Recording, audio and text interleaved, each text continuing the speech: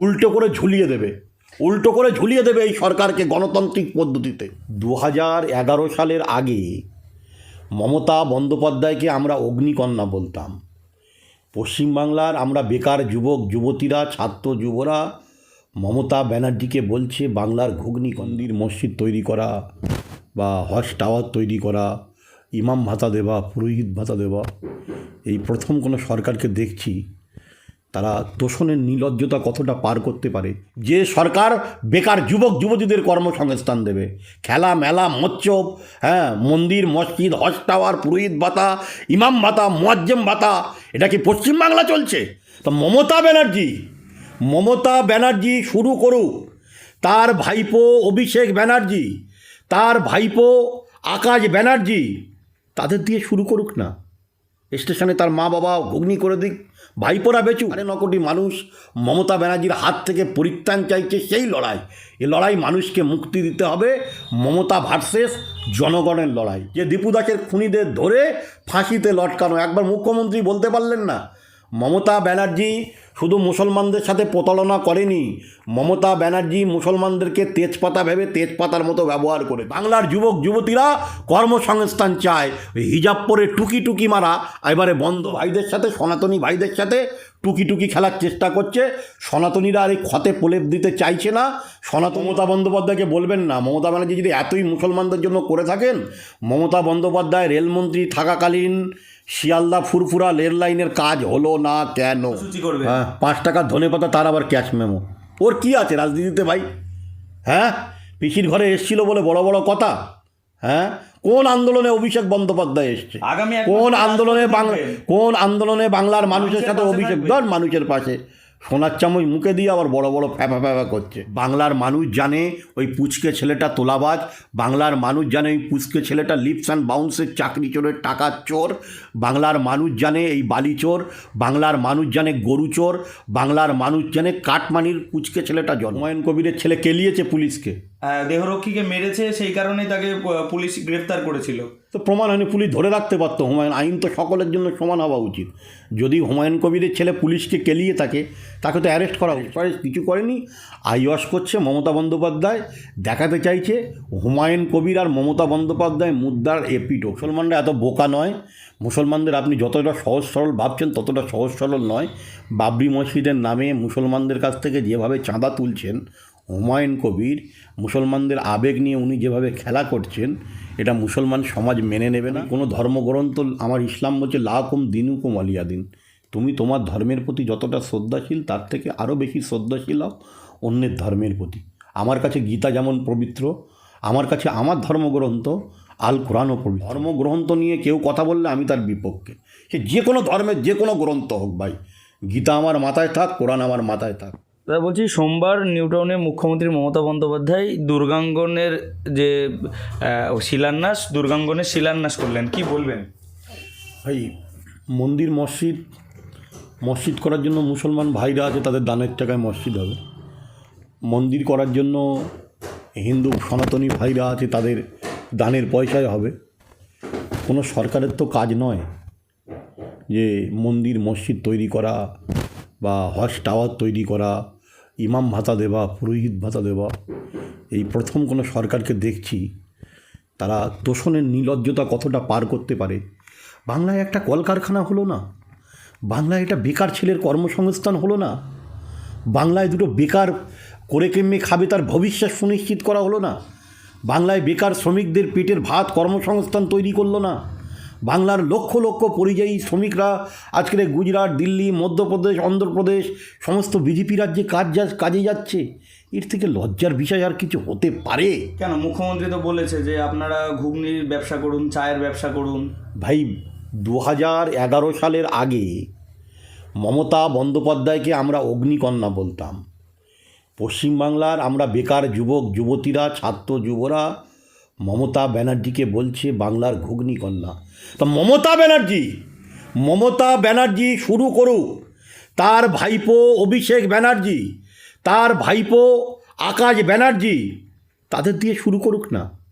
স্টেশনে তার মা বাবা ঘুগনি করে দিক, ভাইপোরা বেচুক। নির্লজ্জ বেহায়া মুখ্যমন্ত্রী, এরকম নির্লজ্জ বেহায়া মুখ্যমন্ত্রী ভারতবর্ষে কোনো রাজ্যে নেই।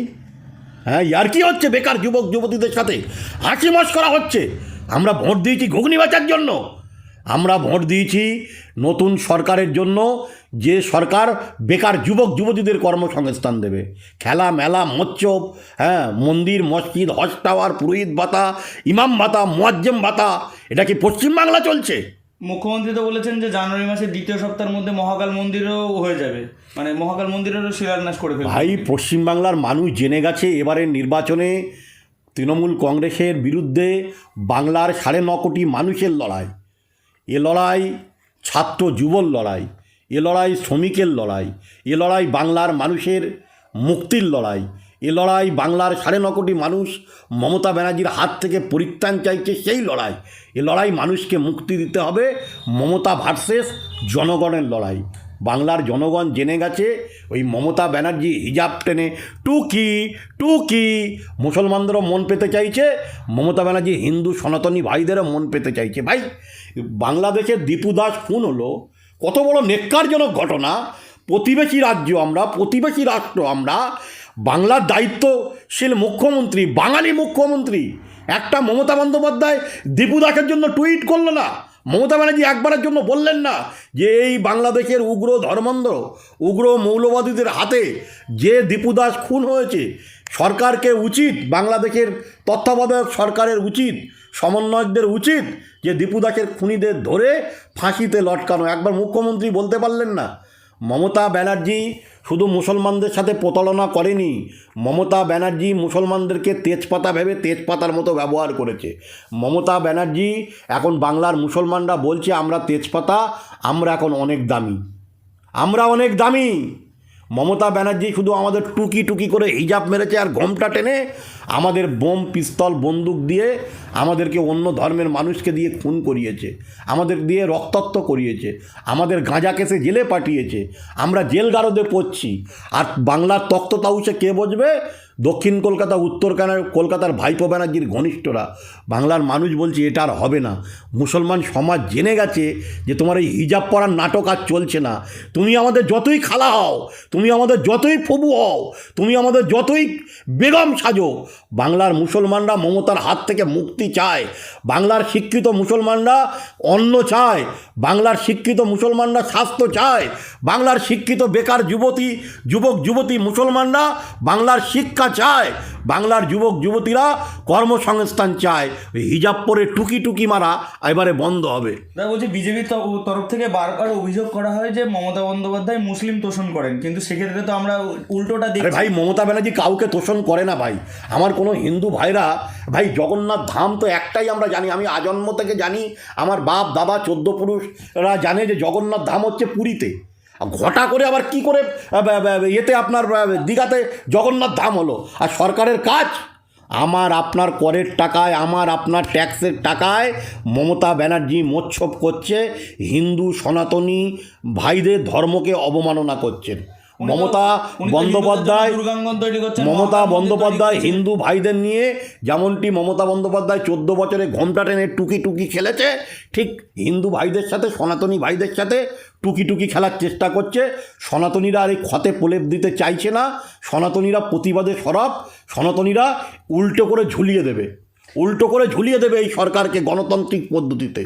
তা বলছি, মুখ্যমন্ত্রী বলছেন যে আমি যতদিন রেলমন্ত্রী ছিলাম ততদিন রেলের অনেক কাজ করেছি, অনেক আমার আমলেই অনেক স্টেশন তৈরি হয়েছে, কিচ্ছু হয়নি। মমতা ব্যানার্জি হচ্ছে ঢপের মুখ্যমন্ত্রী। এখন যা প্রকল্প রয়েছে, রেলের যে প্রকল্প রয়েছে সেগুলো হতে 10-12 বছর। আচ্ছা, মমতা বন্দ্যোপাধ্যায়কে বলবেন না, মমতা ব্যানার্জি যদি এতই মুসলমানদের জন্য করে থাকেন, মমতা বন্দ্যোপাধ্যায় রেলমন্ত্রী থাকাকালীন শিয়ালদা ফুরফুরা রেল লাইনের কাজ হলো না কেন?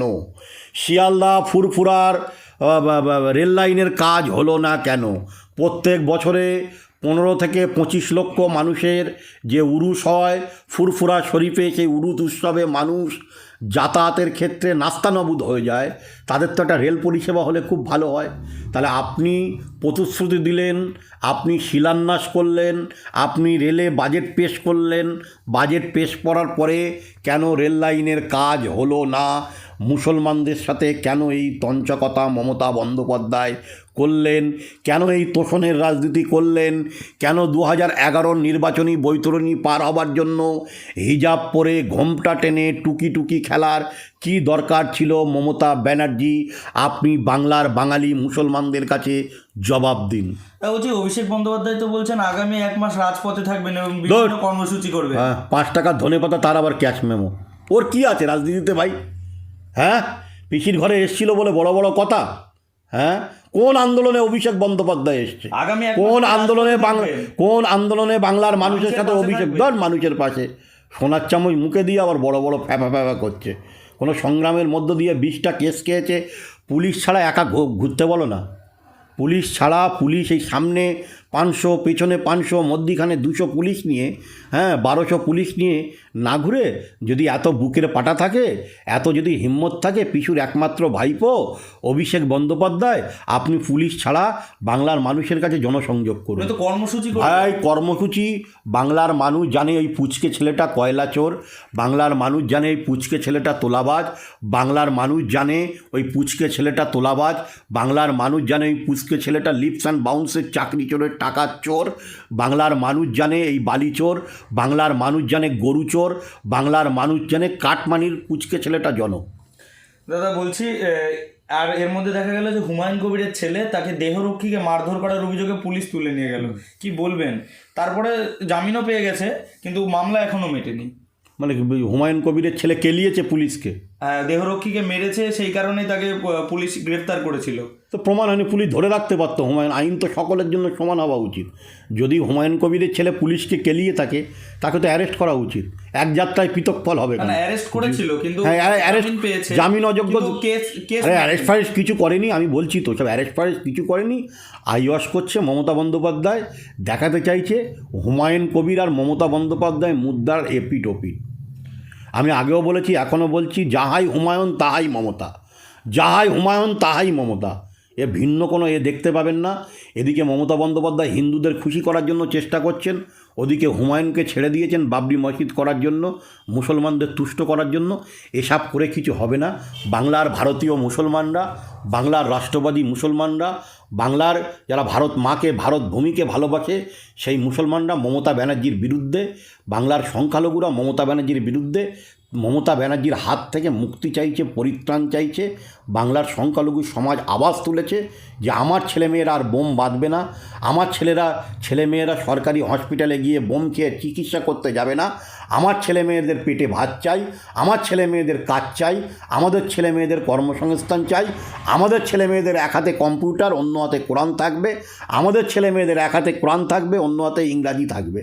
এটাই হচ্ছে পশ্চিমবাংলায় মুসলমানদের সিদ্ধান্ত। দাদা আপনি যেমনটা বললেন যে হুমায়ুন কবির আর মমতা বন্দ্যোপাধ্যায়ের একটা আঁতাত রয়েছে, এটা যদি এটা যদি সত্যি হয় এবং ভোটের পরে হুমায়ুন কবির যদি মুখ্যমন্ত্রীর সঙ্গে, আপাতত মুখ্যমন্ত্রী রয়েছেন, মমতা বন্দ্যোপাধ্যায়ের সঙ্গে যদি জোট বাঁধেন ভোটের পরবর্তীতে, মুসলমান ভোট তো বেশিরভাগ হুমায়ুন কবিরের। মুসলমানরা এত বোকা নয়। শুনুন একটা কথা বলি, মুসলমানরা এত বোকা নয়। মুসলমানদের আপনি যতটা সহজ সরল ভাবছেন ততটা সহজ সরল নয়। বাবরি মসজিদের নামে মুসলমানদের কাছ থেকে যেভাবে চাঁদা তুলছেন হুমায়ুন কবির, মুসলমানদের আবেগ নিয়ে উনি যেভাবে খেলা করছেন, এটা মুসলমান সমাজ মেনে নেবে না। হুমায়ুন কবিরের কথায় মুসলমানরা চলে না। হুমায়ুন কবির মুসলমানদের নির্ণায়ক শক্তি নয়। মুখে তাং জগতাং মারি, মুখে বড় বড় কথা বলছেন, নির্বাচন মিটে গেলে হুমায়ুন কবিরের পাত্তা পাবেন না, আপনি বেপাত্তা হয়ে যাবে। সে হুমায়ুন কবির দিয়ে পশ্চিমবাংলার রাজনীতির পরিমণ্ডল তৈরি হয় না।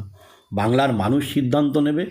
বাংলার সংখ্যালঘু মুসলমানরা খুব সচেতন যে অকাপ সম্পত্তিতে মমতা বন্দ্যোপাধ্যায় যেভাবে লুটতরাজ করেছে তার দল, এবং মুসলমানদের যেভাবে ভুল বুঝিয়ে পিছিয়ে দিয়েছে, বাংলার মানুষের সমুচিত জবাব দেবে। বাংলার মানুষ জবাব দেবে যে বীরভূমের 11 জন মুসলিম পরিবারকে যেভাবে মমতা বন্দ্যোপাধ্যায়ের দল পুড়িয়ে মেরেছে, তার পরিবার বিচার চাইছে, বিচার পাবে। বাংলার মুসলমান সমাজ সিদ্ধান্ত নিয়ে ফেলেছে যে নদিয়ার কালিয়াগঞ্জের উপনির্বাচনে 9 বছরের ছোট্ট চামান্না শিশুর তৃণমূলের বিজয় উল্লাসে বোম দিয়ে ছিন্ন বিচ্ছিন্ন দেহ হয়ে যায়, তার জবাব মুসলমানরা চাইছে। দাদা বলছি, ফুরফুরা শরীফের পীরজাদা সৈয়দ মহাতাব হচ্ছে সনাতনীদের পবিত্র ধর্মগ্রন্থ শ্রীমদ্ এটা ভাগবত খুব অন্যায় করেছে, অপমান করেছেন। অন্যায় করেছে। উনি কি বলেছেন? উনি আমি বলেছেন, শুনুন আমি উনি বলেছেন যে দেখুন গীতায় নাকি লেখা রয়েছে ছেলে মাকে দেখুন আমি দর্শন একটা করবে। কথা বলি ভাই, আমি কোনো ধর্মগ্রন্থ, আমার ইসলাম বলছে লাকুম দিনুকুম আলিয়া দিন, তুমি তোমার ধর্মের প্রতি যতটা শ্রদ্ধাশীল তার থেকে আরও বেশি শ্রদ্ধাশীল হও অন্যের ধর্মের প্রতি। আমার কাছে গীতা যেমন পবিত্র, আমার কাছে আমার ধর্মগ্রন্থ আল কোরআনও পবিত্র। তাই আল কোরআন আর গীতা সম্পর্কে কেউ যদি বাজে কটু মন্তব্য করে, আমি তাকে মানুষ বলে মনে করি না। আমার অবস্থান কিন্তু পরিষ্কার, আমি কোনো ধর্মগ্রন্থ নিয়ে কোনো কুরুচিকর কেউ মন্তব্য করলে তার বিরুদ্ধে। আমি কোনো ধর্মগ্রন্থকে আলাদা চোখে দেখি না, আমি প্রত্যেক ধর্মগ্রন্থকে শ্রদ্ধা করি, মনের মণিকোঠার মধ্যে রাখি। আমার নতমস্তকে প্রণাম করি সেই সমস্ত ধর্মগ্রন্থকে। যারা এই ধর্মগ্রন্থ নিয়ে রাজনীতি করে আমি তাদের থেকে অনেক দূরে। উনি এই যে শ্রীমদ্ ভাগবত গীতাকে অপমান করেছেন, খুব গীতার অন্যায় সম্বন্ধে করেছে, কটূক্তি খুব করেছেন। অন্যায় করেছেন, তাকে গ্রেপ্তার করা উচিত। সে অসীম সরকার হোক আর আপনার সৈয়দ মহাতাব, পীরজাদা কি সৈয়দ মহাতাব হোক, দুজনই একে অপরাধী, তাদের নিঃশর্ত ক্ষমা চাওয়া উচিত, নাহলে পুলিশ গ্রেপ্তার করুক। ধর্মগ্রন্থ নিয়ে কেউ কথা বললে আমি তার বিপক্ষে। সে যে কোনো ধর্মের যে কোনো গ্রন্থ হোক ভাই, গীতা আমার মাথায় থাক, কোরআন আমার মাথায় থাক।